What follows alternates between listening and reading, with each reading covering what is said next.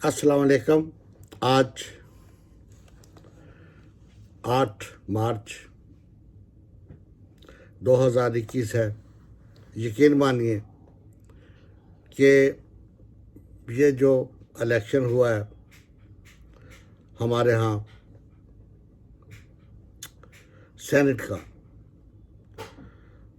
تو اس میں جو سرعام لین دین ہوئی، سودے بازی ہوئی،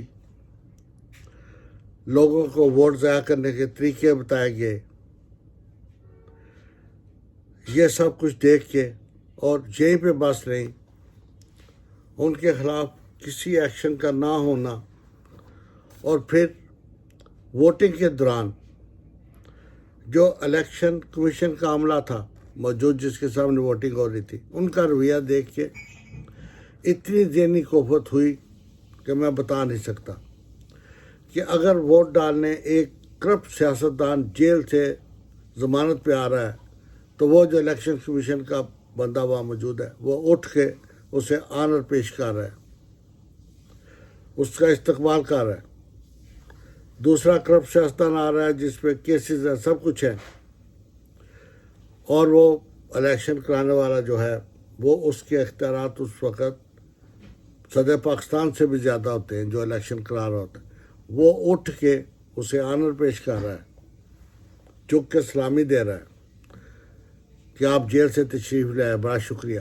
لیکن افسوس اس کا بات کا ہے کہ جب پرائم منسٹر آف پاکستان، جو کہ سپریم کمانڈر ہے فوج کا، ہمارے ملک کا سربراہ ہے، وہ تشریف لاتا ہے تو وہی شخص جو وہاں پہ بیٹھا ہوا ہے الیکشن کمیشن کا، وہ اس کی طرف دیکھتا بھی نہیں، اگنور کرتا ہے کہ یہ کون، ہو از ہی، اور پرائم منسٹر آف پاکستان ایک عام بندے کی طرح ووٹ کاسٹ کر کے چلا جاتا ہے۔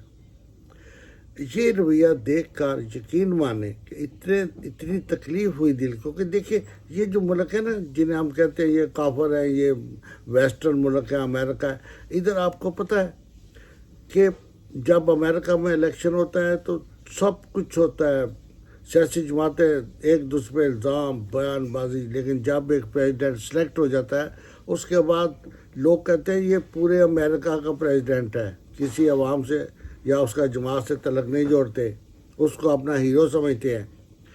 آپ ان کی فلمیں دیکھ لیں، میں شاید مجھے ایک کا نام یاد بھی ہے، یہ ایئر فورس ون، ایک انگلش فلم ہے، آپ دیکھیں، انہوں نے امریکن پریزیڈنٹ کو بطور ہیرو پیش کیا۔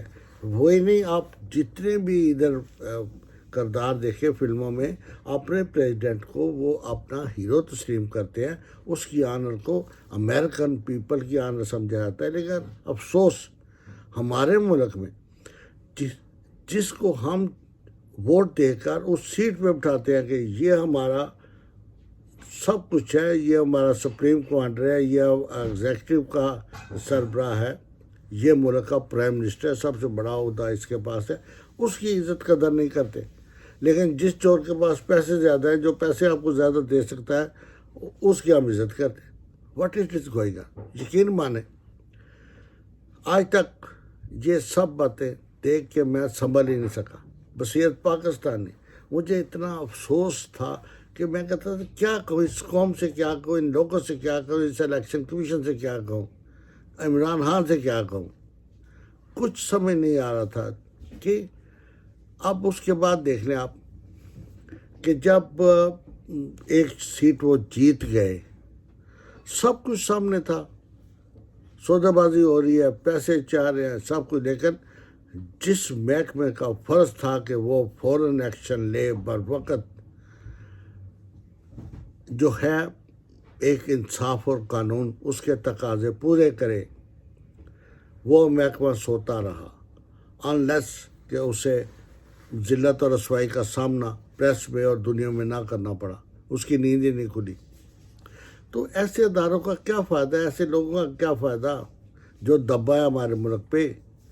بیرون ملک جتنی شرمندگی ہوئی، جن لوگوں سے بات کی یقین کریں کہ وہ کہتے ہیں یہ آپ کی قوم ہے، یہ آپ کے وہ محکمے ہیں، یہ آپ کا سربراہ جس کی عزت ہی نہیں ہے، اپنے ملک میں عزت نہیں، باہر کیا عزت ہوگی۔ تو خان صاحب کو سمجھنا چاہیے کہ خان صاحب اس جنگ میں، اس پاکستان میں اکیلے ہیں.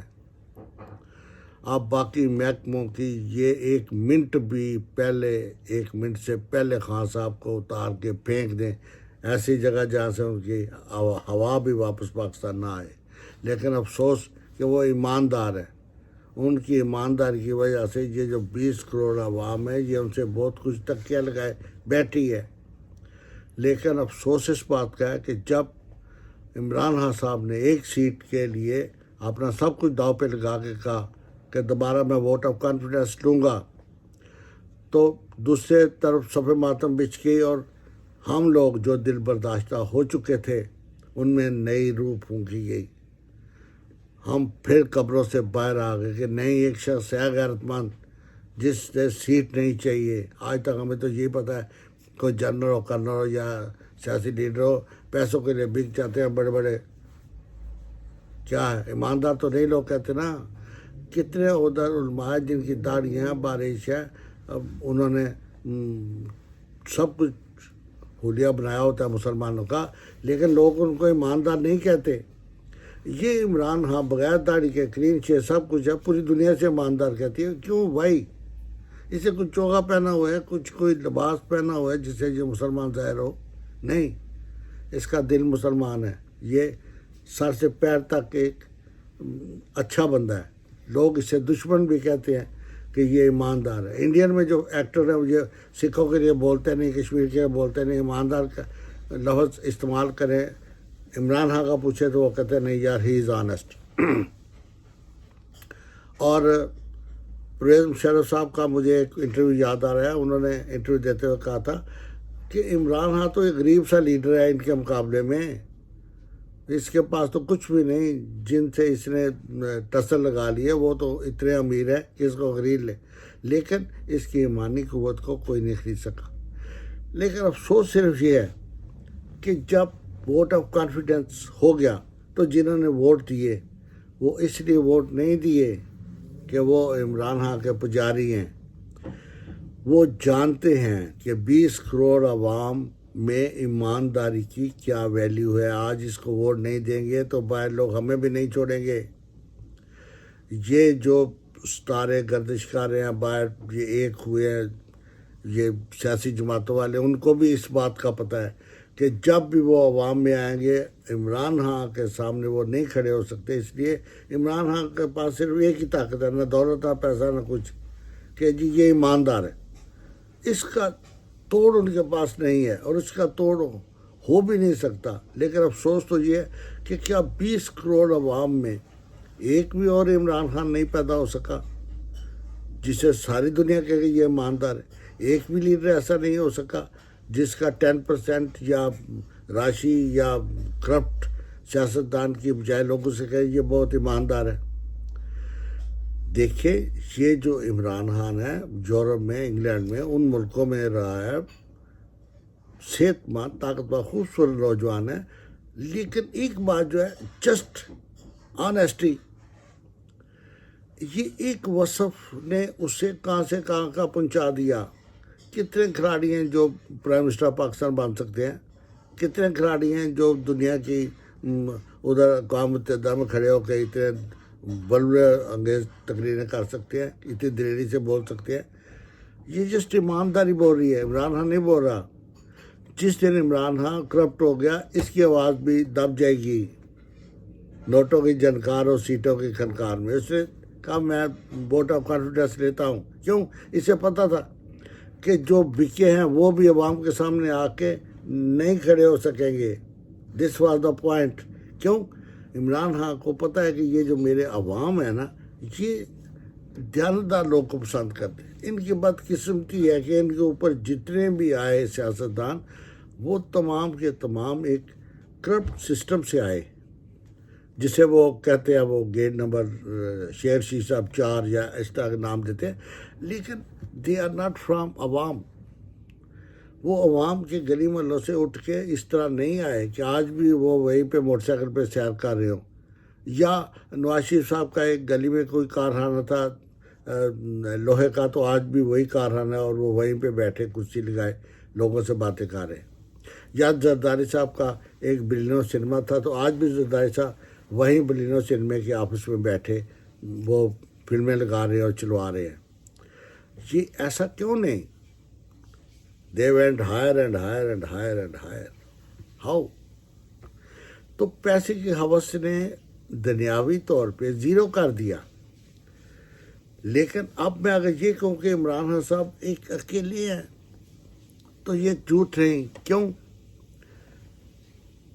کہ عدلیہ سے لے کر تمام محکمے جو ہیں انہوں نے اتنی تیزی سے رسپانس نہیں کیا جتنی تیزی سے یہ عمران خان صاحب کے 2 سال گزر گئے ہیں. عمران خان صاحب کہتے تھے کہ یہ جو ہے نا کرپٹ لوگ میں ان کو چھوڑوں گا نہیں. تو پھر یہ سب کچھ اپنے ہاتھ میں رکھتے کیوں وہ عدالتوں میں انہوں نے بھیج دیا؟ کیا ان کو پتہ نہیں کہ وہاں تو 20 سال کیس ہی نہیں لگتا جہاں آپ ان کو ریفر کر رہے ہیں؟ آپ کا تو 5 سال آنکھ جھپکتے گزر جائے گا. اور اگر میں پھر کہہ رہا ہوں یہ 5 سال گزر گئے اور کسی کو کرپشن پہ سزا نہ ہوئی تو خان صاحب یہ سمجھے کہ آپ کو عوام نہیں چھوڑے گی. عوام نے آپ کو ووٹ دیا، کسی عدالت کو کسی ادارے کو ووٹ نہیں دیا. یو آر رسپانسیبل کہ ان سے حساب لیں، ان سے پیسے وصول کریں. کس طرح لینے یہ آپ کا کام ہے. عوام نے تو آپ کو چنے. عوام تو جتنی بار آپ آئیں آپ الیکشن کروا لیں پھر بھی آپ کو چنیں گے اس وقت تک جب تک کہ وہ یقین کرتے ہیں کہ عمران خان از دا بیسٹ پرسن، کہ وہ ہمارا پیسہ واپس لے کے آئے گا. لیکن عمران خان صاحب نے 2.5 سال کیا کیا؟ ان اداروں کے حوالے میں کر دیا جو کام نہیں کر رہے، جو ان کی عزت نہیں کرتے. یہ الیکشن کمیشن والا اٹھ کے ان کو سلام نہیں کر رہا. کیا ہے بھائی انہوں نے کیا کرنا ہے؟ انہوں نے کیسی یہ سسٹم ٹھیک کرنا؟ سسٹم آپ نے ٹھیک کرنا ہے. You have to do something. آپ کچھ کریں. میں تو کہتا ہوں کہ یہ جو ایلیٹ کلاس ہے آپ کی، اس کو ونس فار آل ایک جھٹکے میں دو دیں، سب کو گھر بھیج دیں، کمپلسری ٹائپ کر دیں، نیچے سے لوگوں کو پروموٹ کر کے اوپر لائیں، وہ آپ کے لیے لائل ہوں گے. یہ جو پچھلے 25 سال کے جو بنے ہوئے ہیں اوپر کلاس ہے وہ آپ کے ساتھ نہیں ہے، نہ ہی ہوگی. وقتی طور پہ یہ ایسی حرکتیں کریں گے کہ آپ ان پہ اعتماد کریں، لیکن جو ہی ٹائم آئے گا وہ آپ کی پیٹھ میں چھرا گھونپ دیں گے. اتنا سلو پروسیس کریں گے ڈر کے مارے. یہ جی رنگ روڈ بن رہی ہے سیدھی لاہور سے نکلے گی، افتتاح کر کے آپ ادھر ادھر سوز بھائی شروع ہو گئے. رہنے دو یار، یہ بیریا ٹاؤن ہے، بڑا بندہ سیٹ ہے، پیسے عمران خان نے ہمیں کیا دینا ہے؟ رنگ روڈ ذرا ادھر سے ہو کے نکل جائے تو کیا فرق ہے؟ عمران خان کا افتتاح کدھر گیا؟ کیا آنر ہے عمران خان کی؟ عمران خان کہتا ہے کہ اس لائن پہ جو ہے اس کو ڈیمالش کر دو، یہ غیر قانونی قبضہ ہے. جب عمران خان کہہ کے واپس آتا ہے وہ وہاں اسٹے لگوا لیتے ہیں.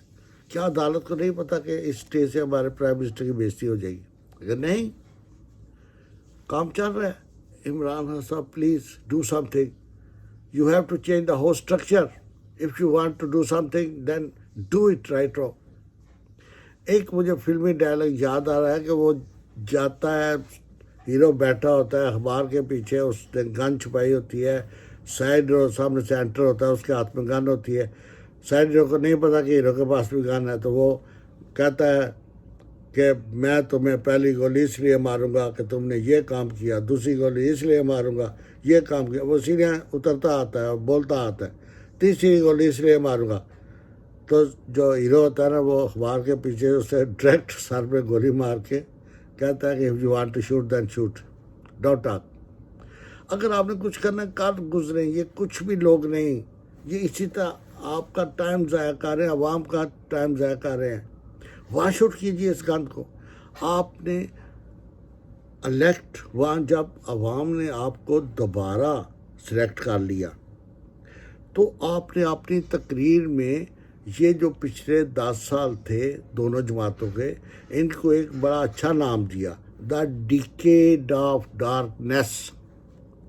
Decade of darkness